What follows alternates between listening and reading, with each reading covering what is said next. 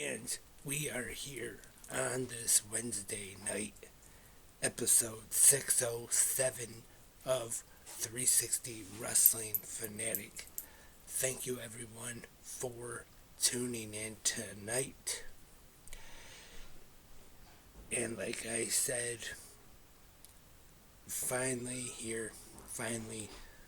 back with a new episode of 360 Wrestling Fanatic. Was here Saturday night talking all about WWE King and Queen of the Ring. But unfortunately, I didn't have a chance just yet to talk about AEW's Double or Nothing pay-per-view. Now, without any further ado, let's get into it. And we got things kicked off with the buy-in, which we saw the virtuosa Deonna Purrazzo defeat Thunder Rosa with a roll-up and had her hands on the bottom rope. And also on the buy-in, we had the Cage of Agony, the Machine Brian Cage, and the Gates of Agony, formerly of the Mogul Embassy, defeating the Acclaimed and Daddy Ass Billy Gunn. The Acclaimed get the victory in this trios match. Now on to the main card, and Double or Nothing 2024 is live, Las Vegas, Nevada, the MGM Grand Garden Arena, where it all began 5 years ago. First, the AEW International Championship is on the line. We have champion the aerial assassin Will Ospreay defending against, or I think I just spoiled it there. The challenger Will Ospreay defending against the AEW International Champion Roderick Strong. And right off, Ospreay hits the hidden blade right at the start, and at one point during this match, there's an Os cutter for a 2 count. Don Callis is on commentary for this match, but then at one point ends up taking his headset off and goes to the ring, and he tells Ospreay to hit the Tiger Driver 91. Ospreay, of course, after the match at Dynasty against Bryan Danielson, after that injury scare there, retired the move, said he wasn't going to do it anymore. There's some hesitation.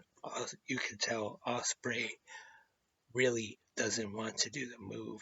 He thinks about it and then finally decides to do it, but then Strong counters. And then Ospreay does get the win, and not with the Tiger Driver 91, to become the new AEW International Champion. And then at this time, at Double or Nothing, we get a surprise return, or at least I don't think I've seen anything online about this taking place. And it is the return of Adam Cole, baby. We hear It's All About the Boom live at the MGM Grand Garden Arena. And it's story time with Adam Cole, baby. And he runs down Las Vegas. You all suck. And he says he was disrespected. He even has the devil mask there with him. He says you will give the devil his due. And then at this time on the big screen, we hear a version of a familiar theme song. And this room with, I guess you could say, maybe memorabilia from matches, famous AEW moments. And we see a scarf. And then we see finally the return to All Elite Wrestling of MJF, Maxwell Jacob Friedman, whose shirt I got on here tonight if you're watching the video version. And of course, tonight there is both audio and video for tonight's episode. And he has a picture ripped in half when they were the team. Better than you, baby. No more brochachos. MJF comes to the ring. He says no more friendships, no more kangaroo kicks, no more BS. This dumb mask and everything it symbolizes can go straight to down there. He stomps on it, even hits an elbow drop on it. He says you can call him the Wolf of Wrestling because he's not effing leaving. And yes, this, like I always say, this is a podcast for all ages. Anybody, any age can listen to this family-friendly pro wrestling podcast. I know there's not really a lot of pro wrestling podcasts that are family-friendly where just about anybody can listen, but 360 Wrestling Podcast definitely is one of those ones.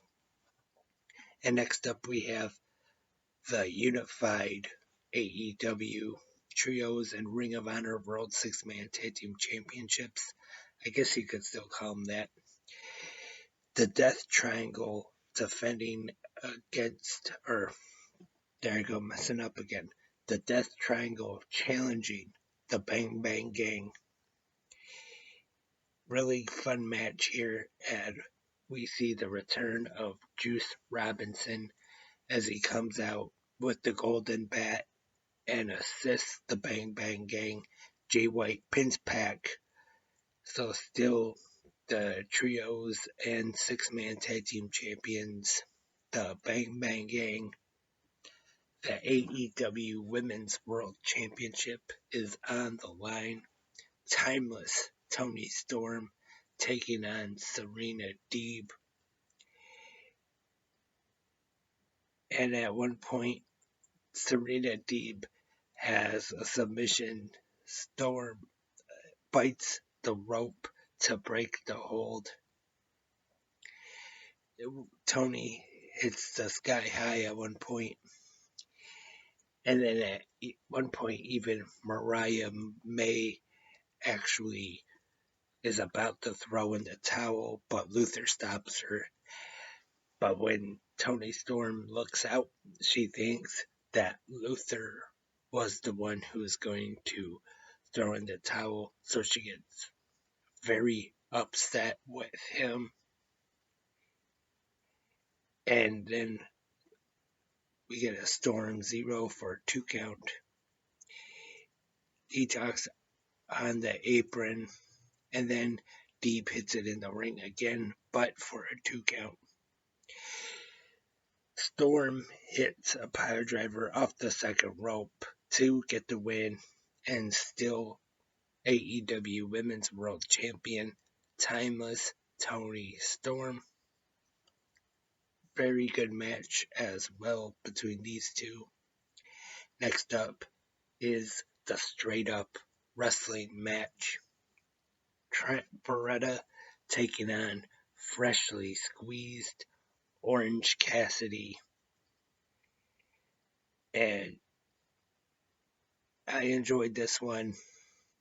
And Trent Beretta was the one who asked for the straight up wrestling match. That's what he wanted, but ends up using the steel steps. LC counters though, and then Orange Cassidy getting the win with a roll up pinning former best friend Trent Beretta, and then after the match, Rocky Romero once again tries to talk him into, I guess, patching things up with the best friends, Orange Cassidy, Chuck Taylor. But Trent just says, I'm not doing this, I'm done. And there is definitely more to talk about here when I get to Dynamite recap. The FTW Championship on the line for the World Rules. It is a three-way match. The FTW champion, the Learning Tree, Chris Jericho, taking on the cold-hearted, handsome Devil Hook and the wrestler Katsuyori Shibata. Really fun match, I thought. I know a lot of people talked about online, said this one wasn't very good, but actually I didn't mind this match at all. Big Bill, of course, gets involved, and then we see a masked man, and he is revealed to be none other than bounty hunter Brian Keith, attacking both Hook and Shibata. Jericho pins Shibata with a garbage can over the top part of his body to retain the FTW Championship. Next up, we have the IWGP World Heavyweight Championship Title Eliminator match. Jon Moxley taking on Konosuke Takeshita. And at one point, even Takeshita hits the Death Rider for a 2 count, though. And then Don Callis, who actually is not on commentary for this one, but he is at ringside. He tells Takeshita, says, kill him in Japanese.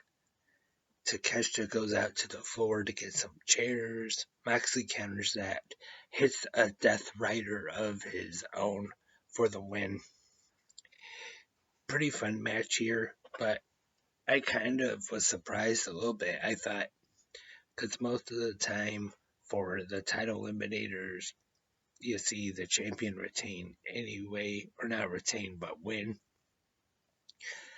So I thought maybe to kind of change things up here a little bit, we might see Takeshita actually defeat Moxley and get a shot at the IWGP World Heavyweight Championship, especially since they've already talked about on AEW television that even if Moxley wasn't the champion, Takeshita would get the title shot at no matter who the champion is.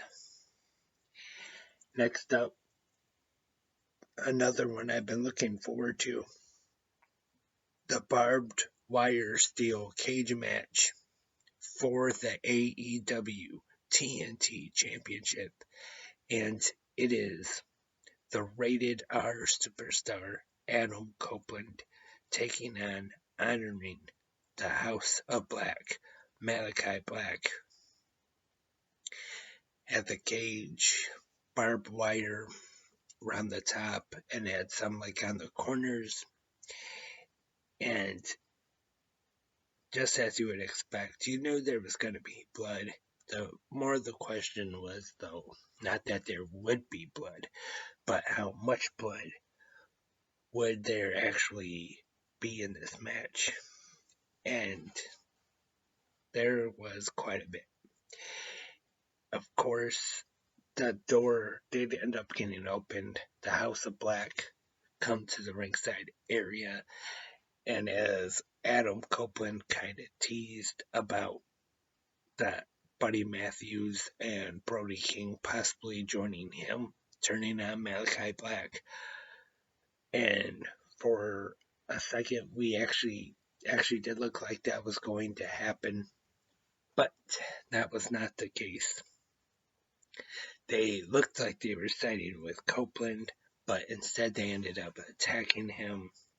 helping Malachi Black. They throw him back in the cage. It's 3-on-1, but the lights go out. And once again, we get the red lights. I forgot to mention this during the entrance. Adam Copeland coming up from the stage had the fire around it. And on the screen, I still call it a Titantron, but we saw Brood right on there. So that was kind of a giveaway for what is about to happen next. And up from underneath the ring, Gangrel appears. It's Impalers. And Edge gets, sorry about that. Adam Copeland puts Malachi Black on the table and then wraps barbed wire around him. Gets on top, not the top ropes, but the steel cage. Does an elbow drop. Does not land good. And I've talked about this morning on Good Morning Wrestling Fans. And fractured his tibia. And as of right now, going to be out 4 to 6 months. But I'll talk more about the TNT Championship when I get to the Dynamite recap tonight. But Adam Copeland does defeat Malachi Black in the barbed wire steel cage match to retain the AEW TNT Championship. And like I said, I'll talk about that during the Dynamite recap a little more. And next up, the AEW TBS Championship is on the line. The AEW TBS champion, the face of TBS, the babe with the power, Willow Nightingale, defending against the CEO, Willow Nightingale. Mercedes Moné, sorry about that. It's been a long week. And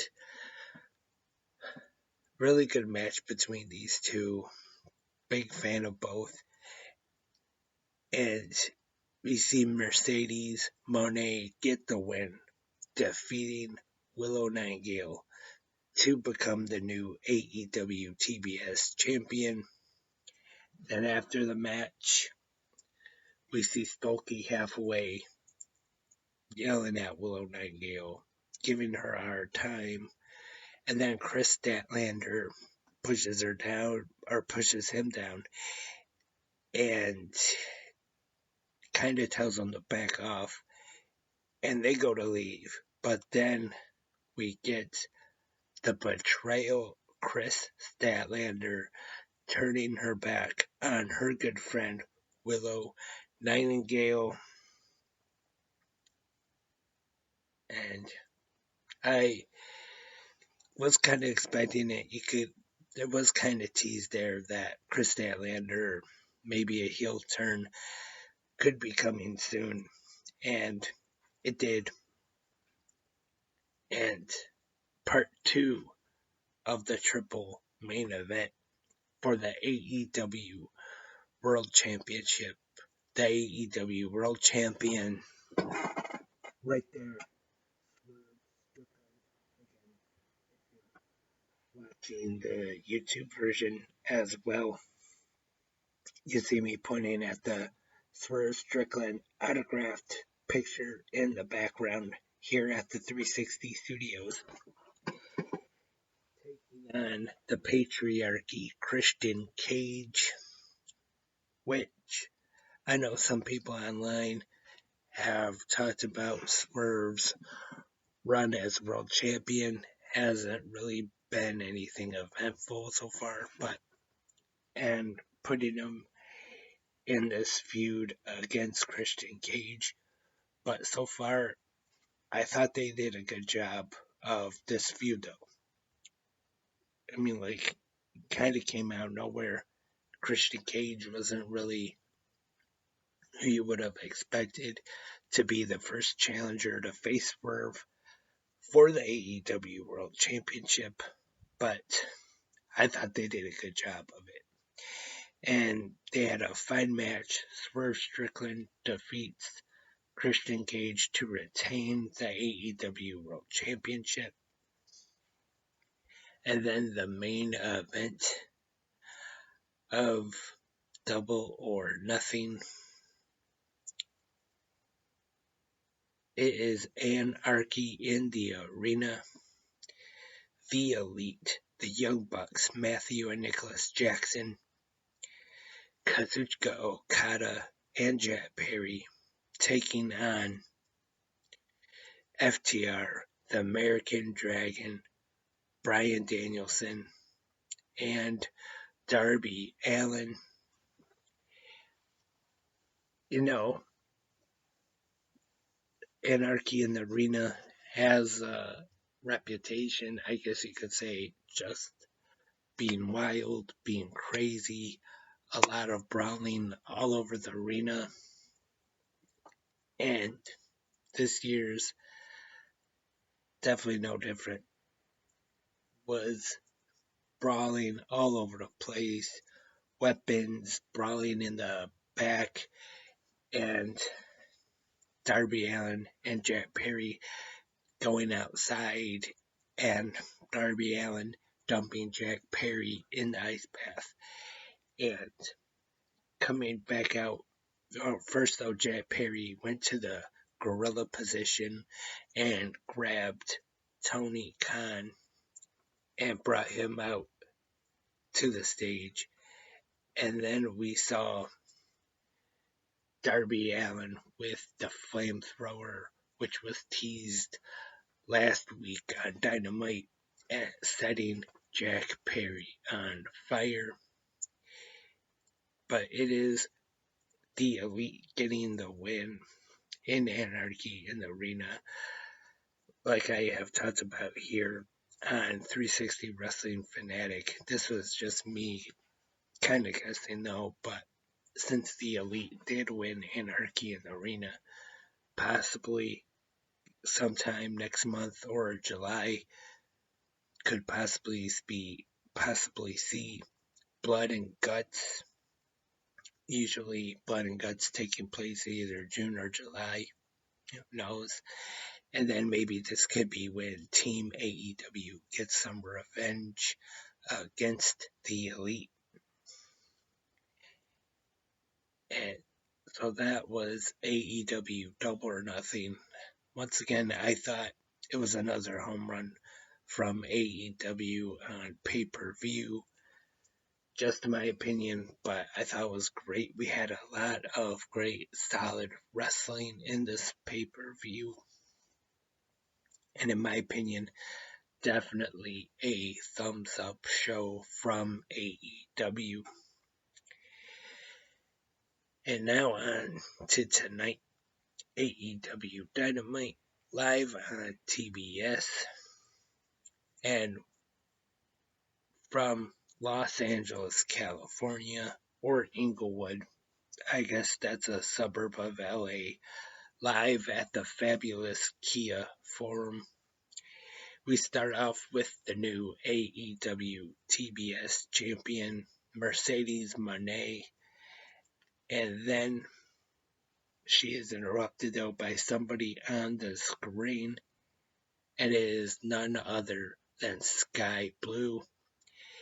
And Sky reveals that she was the attacker of Mercedes Moné around the time when Mercedes first signed with AEW. The interview with Alex Marvez in the back, she was attacked, and Sky Blue said she did it.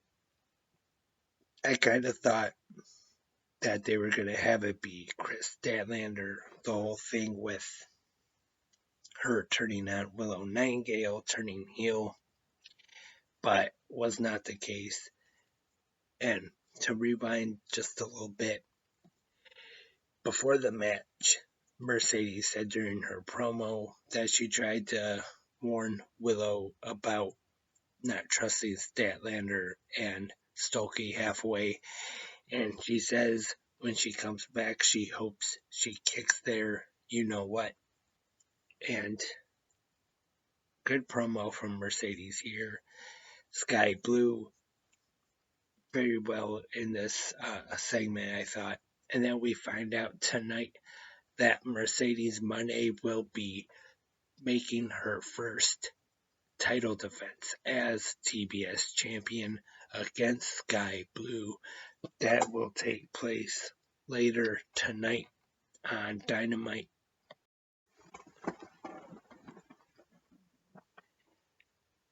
Sorry about that. Apologize for that. And we see the IWGP World Heavyweight Champion Jon Moxley in a pre-recorded segment, and he will be in action tonight on Dynamite, taking on Rocky Romero. And next up, we get the debut of TV Time with the Learning Tree, Chris Jericho, and of course Big Bill is out there too. They have like a rug of grass there in the middle of the ring, and then Chris Jericho brings out his newest branch. I guess he's calling them now Bounty Hunter Brian Keith. Cuts a promo on how everybody in AEW is disrespecting Chris Jericho. And then we see Hook. But then before he makes it to the ring, he is stopped by he is stopped by Samoa Joe. Samoa Joe whispers something in his ear, and then Hook leaves with Joe. And I'll get back to that in just a little bit. Next up, we have Jon Moxley in action against Rocky Romero. Pretty good match here. Jon Moxley getting the win. Next up, Renee Paquette is in the back with Samoa Joe and Hook. Joe says we don't exist on their time. Next up, the AEW TBS Championship is on the line. Mercedes Moné taking on Sky Blue. And Mercedes gets the win here. And then we see Chris Statlander and Stokey Hathaway.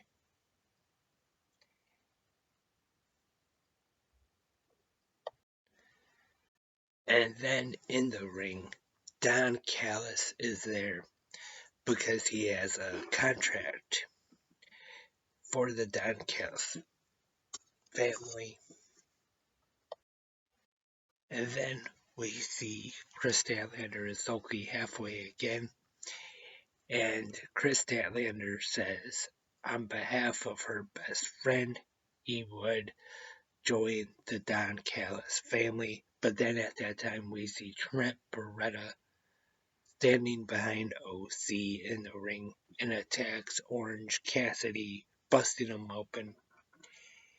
And now we get the Elite, the Young Bucks, Matthew and Nicholas Jackson, Kazuchika Okada, and the Scapegoat, Jack Perry.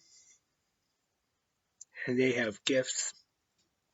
First, for Kazuchika Okada, a new car. I want to say that Tony Schiavone said it was a Lamborghini or Lamber, whatever it's called. I don't know anything about cars, but they give Okada the new car, and they prepare to give Jack Perry the AEW TNT Championship since they stripped Adam Copeland of that title.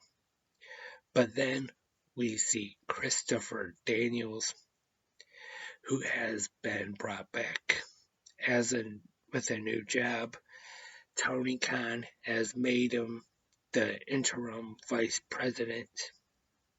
So he said any announcements he makes are coming from Tony Khan. And he says Jack Perry will not be the new AEW TNT champion, but instead, on the next few weeks of Dynamite, we will have qualifying matches, and then we will crown a new AEW TNT champion in a ladder match at the Forbidden Door pay-per-view. And our main event on Dynamite this week is the Forbidden Door Casino Gauntlet. And in this match, we have the Switchblade, Jay White, Pac, Mystico, Will Ospreay, Shota Umino, Claudio Castagnoli, Lio Rush, Orange Cassidy, surprisingly in this one after already being attacked by Trent Beretta, Hechicero, and then this one is won by Will Ospreay, pinning Orange Cassidy. And then we see the AEW World Champion, Swerve Strickland, of course. These two have a history going back to promotions like Defy Wrestling, and I suggest a good listen for Swerve Strickland's Swerve City podcast. Will Ospreay was a guest on there. Very good episode of that. So if you haven't heard the episode of Swerve's podcast, I suggest you go check that out. So that was AEW Double or Nothing. AEW Dynamite. Finally got to talk about Double or Nothing 2024 on the podcast. It's about time, I know. And tonight's Dynamite, very good episode, I thought. And then want to mention a little bit about last Monday night's Raw, which we had the Women's World Championship on the line. Becky Lynch and Liv Morgan at King and Queen of the Ring. We saw Dirty Dom, Dominic Mysterio, get involved and actually helping Liv Morgan win Mommy's Rhea Ripley's World Championship. And once again, Dominic getting involved. And if you're like me, watching on USA at the end of Raw after the cage match, we see Liv Morgan and Dominic Mysterio in the aisleway, and that's the end of it. Raw ends, but after Raw went off there, I'm sure everybody knows by now, Liv Morgan kissed Dominic Mysterio. I know post wrestling, always listen to them. Rewind to Raw Monday nights. Check that out. Great podcast. Definitely better than any of mine, that's for sure. But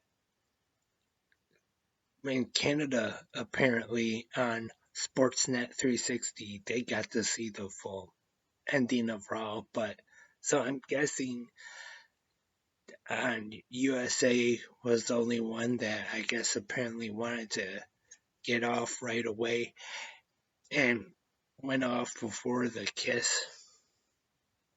So that was what took place on Raw this past Monday night. And before I wrap up this episode of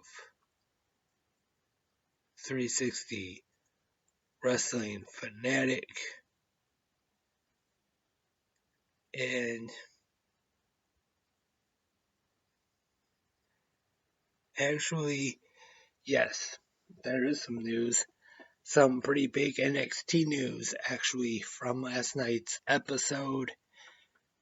We get the return to NXT television of the TNA Knockouts champion Jordan Grace, who will be competing on NXT's Battleground Premium Live event, and will be taking on Roxanne Perez, which will be taking place at the UFC. I forget what it's called now, but like their training thing or whatever. And then also on NXT, we saw the debut of former AEW star All Ego Ethan Page. Of course, we saw Ethan Page today say he has not actually signed anything with NXT or anything.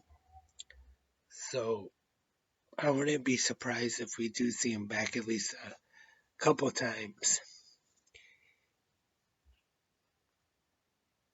Even if he doesn't sign. And also, Becky Lynch.